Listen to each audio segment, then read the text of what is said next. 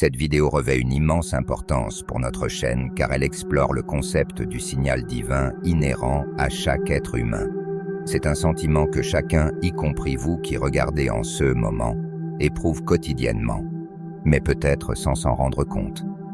Ce sentiment profond réside dans chaque cœur humain, nous connectant à Dieu. Cette discussion fait écho au concept de la loi morale inscrite dans la nature humaine, telle que représentée dans la Bible, particulièrement à travers l'exploration de C.S. Lewis dans son livre « Mere Christianity ». Dans son premier chapitre, Lewis explore de manière éloquente comment chaque individu possède une compréhension intrinsèque du bien et du mal, indépendamment des croyances culturelles ou religieuses. La boussole morale en nous non seulement façonne notre conduite, mais sert également de preuve d'une norme morale absolue établie par Dieu. Cela reflète les enseignements de Paul dans Romains 2:15, où il observe que même ceux qui n'ont pas la loi explicite comprennent et suivent ces principes de manière innée, guidés par leur conscience. Paul aborde l'idée que même ceux qui ne sont pas familiers avec la loi mosaïque, tels que les païens ou les non-juifs, agissent souvent selon ces principes moraux, guidés par leur propre conscience. Cela suggère une loi morale universelle gravée par Dieu dans le cœur de chaque personne. Dans les querelles quotidiennes, qu'elles soient amusantes ou désagréables, les gens révèlent un aspect important du comportement humain. Ils argumentent en utilisant des phrases telles que « Comment réagiriez-vous si quelqu'un vous faisait la même chose ? Cette place m'appartient. Laisse-le tranquille. Il ne vous embête pas. » Ou « C'est toi qui as poussé en premier », reflétant une croyance partagée en des règles morales. C.S. Lewis, dans son livre « Mere Christianity », explore comment ces querelles ne sont pas simplement des expressions de préférences personnelles, mais des appels à des normes morales communément comprises. Lorsque quelqu'un se plaint du comportement d'un autre, il implique une compréhension partagée du bien et du mal. Par exemple, lorsque quelqu'un dit « tu avais promis de ne pas faire ça », il n'exprime pas seulement sa déception, mais affirme une règle morale sur le fait de tenir ses promesses. De manière intéressante, même lorsqu'ils sont accusés, les gens nient rarement l'existence de ces règles. Au contraire, ils peuvent justifier leurs actions dans des contextes spécifiques. Cette dynamique suggère qu'au milieu des désaccords, il existe souvent un accord sur les principes moraux fondamentaux, régissant l'équité et la bonne conduite. Sans un accord sur ces normes fondamentales, la communication serait impossible, conduisant soit à des conflits physiques, soit à une indifférence totale, sans espace pour le débat ou la justification. Ainsi, même en cas de désaccord, une croyance partagée dans les principes moraux essentiels guidant les interactions humaines devient évidente. En approfondissant les pensées de Lewis, le but des querelles est de démontrer qu'une autre personne se trompe. Cependant, cette assertion manquerait de sens à moins que les deux parties ne partagent une compréhension du bien et du mal, semblable à l'accusation d'une faute à un joueur de football, présupposant une connaissance partagée des règles du jeu. Historiquement, le concept de loi naturelle ne se réfère pas aux lois physiques comme la gravité ou la biologie, mais aux principes moraux inhérents à la nature humaine. Tout comme les corps physiques obéissent aux lois comme la gravité et les organismes obéissent aux lois biologiques, on croit que les humains suivent une loi morale intrinsèque à leur nature. La différence cruciale réside dans la capacité des êtres humains de choisir s'ils veulent adhérer ou non à cette loi morale. En regardant cela sous un autre angle, les individus sont soumis à diverses lois, mais une seule leur permet de désobéir. Contrairement aux corps physiques liés par la gravité ou aux organismes suivant les lois biologiques, les humains ont la capacité de choisir s'ils veulent obéir à la loi morale qui régit leur nature. Les êtres humains ne peuvent pas désobéir aux lois qu'ils partagent avec d'autres entités telles que les animaux, les plantes ou les objets inanimés.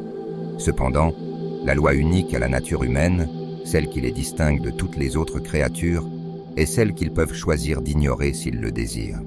Ce concept de loi naturelle découle de la croyance qu'elle est inhérente à chaque personne, ne nécessitant pas d'enseignement externe.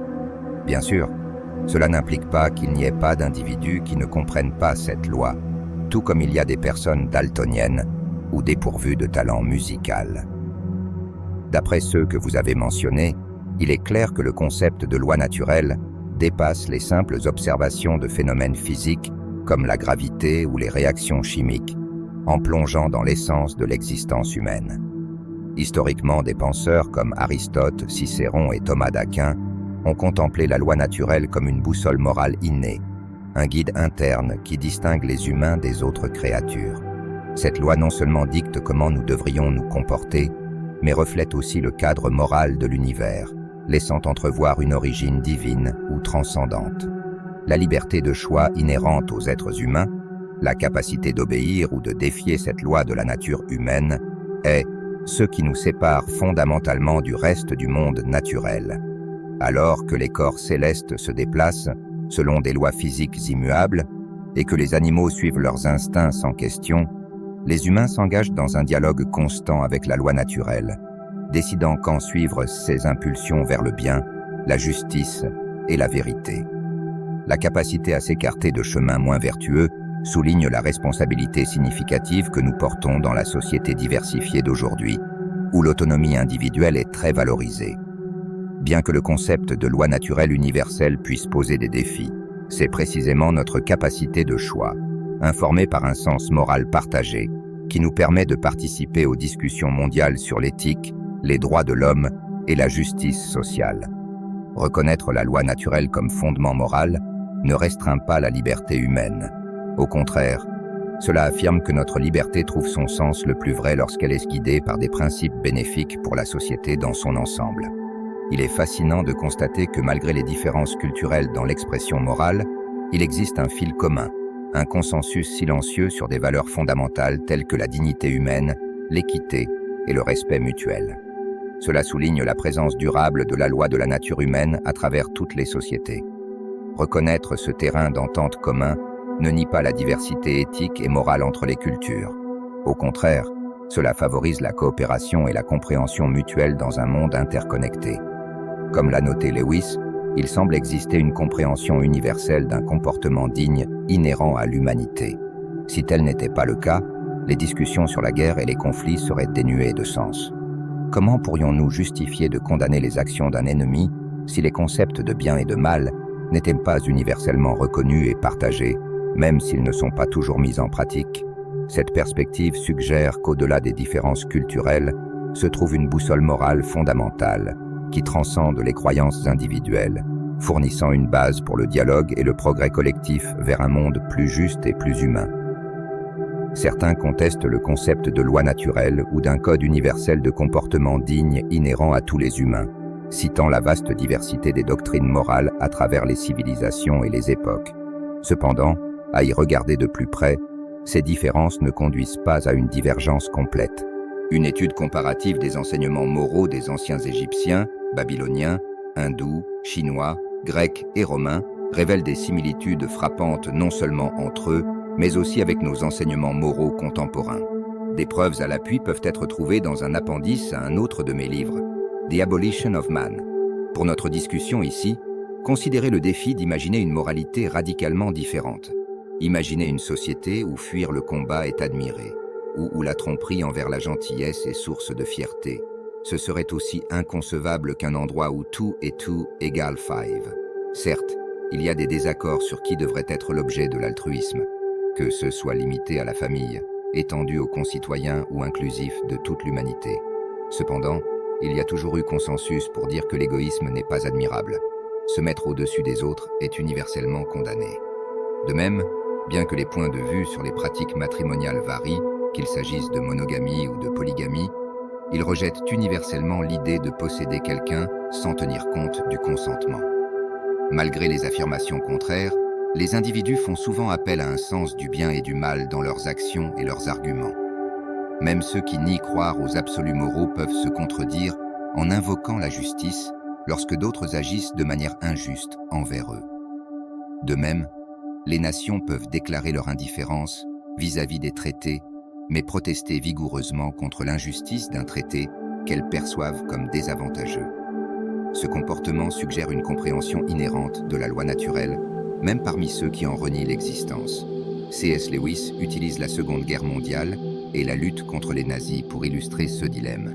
Il met au défi la manière dont nous pourrions condamner moralement les actions des nazis sans un standard moral universellement reconnu. Il devient évident qu'en l'absence d'un tel standard, la guerre se réduirait à de simples disputes de préférence. dépourvues de fondement moral pour déterminer le bien du mal. C.S. Lewis renforce son argument en invitant les lecteurs à envisager des sociétés avec des moralités radicalement différentes, telles que celles valorisant la lâcheté ou la tromperie. Lewis avance que imaginer de tels scénarios s'avère difficile, car les morales humaines diffèrent en degrés plutôt qu'en nature. Elles varient autour d'un noyau commun, plutôt que de présenter des divergences complètes. Il explore également comment, malgré la diversité culturelle concernant les loyautés et les normes matrimoniales, il existe un consensus sur des principes tels que la condamnation de l'égoïsme et le droit universel de désirer.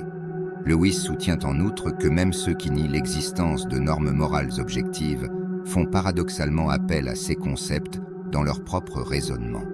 Cette contradiction souligne la présence inhérente du droit naturel.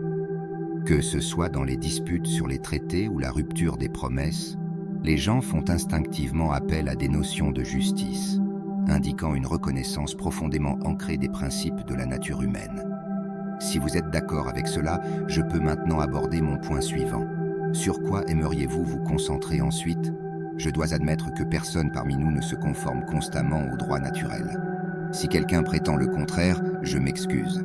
Cette discussion risque de ne pas lui parler.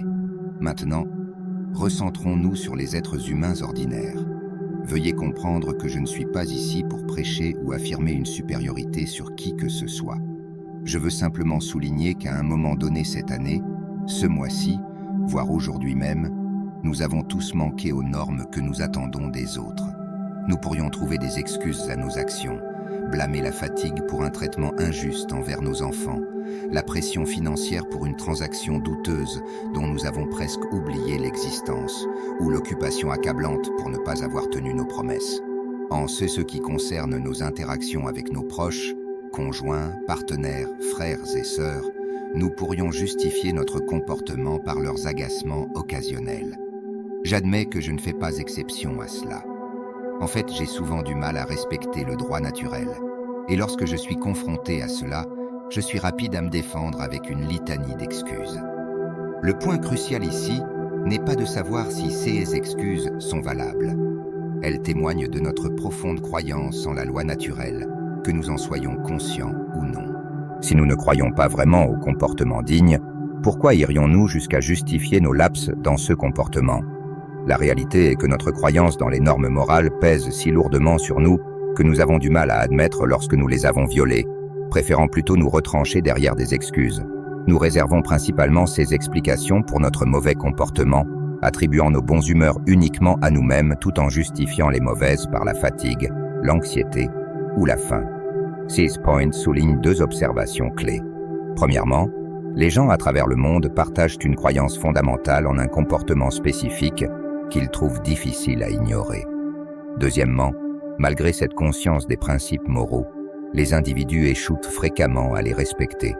Cette vérité constitue la base d'une compréhension claire de nous-mêmes et de l'univers que nous habitons. La réflexion franche de C.S. Lewis nous pousse à affronter un aspect inconfortable mais indéniable de la nature humaine. Notre connaissance du bien et du mal contraste souvent vivement avec nos actions, impactant chaque aspect de la vie quotidienne, des décisions banales aux dilemmes moraux significatifs. Dans les moments d'impulsion, que ce soit pour prononcer une parole dure par frustration, envisager la malhonnêteté pour un gain personnel ou négliger la gentillesse par commodité, nous faisons face à un conflit intérieur. Ces moments marquent un combat intérieur. Respectons-nous la loi morale écrite dans nos cœurs ou cédons-nous à nos faiblesses humaines? Pour les chrétiens, reconnaître nos imperfections ne devrait pas mener au désespoir. Au contraire, cela devrait nous rappeler notre besoin constant de grâce et de rédemption trouvée en Christ. L'essence de l'Évangile n'est pas que nous atteignions la perfection par nos propres efforts, mais qu'en dépit de nos défauts, nous sommes profondément aimés de Dieu. Nous sommes appelés à une vie continuellement transformée par sa présence. L'apôtre Paul exprime cette vérité dans ses lettres, particulièrement lorsqu'il réfléchit à ses propres luttes avec le péché. Romains 7:15-25. Ainsi, le parcours chrétien devient un chemin de repentance continue, cherchant la guidance de Dieu et permettant à son esprit de nous renouveler et de nous fortifier pour vivre en accord avec la loi morale inscrite dans nos cœurs. Concrètement, cela implique d'adopter une attitude humble, de reconnaître nos fautes et de chercher activement la réconciliation dans les relations que nous avons tendues.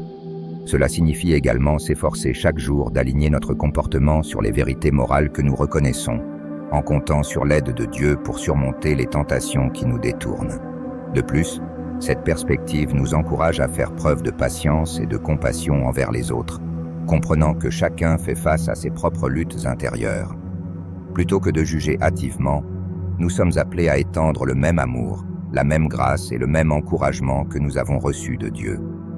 En fin de compte, reconnaître notre incapacité à maintenir parfaitement la loi naturelle nous conduit à nous appuyer plus profondément sur Dieu et à apprécier sa grâce de manière plus complète.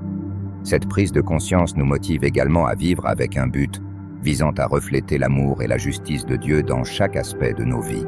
À travers ce parcours, nous découvrons que la transformation véritable ne vient pas de nos propres efforts, mais de l'amour transformateur de Dieu qui agit en nous et à travers nous. Si cela vous a touché, je vous invite à vous abonner à la chaîne. Pour plus de contenu inspirant,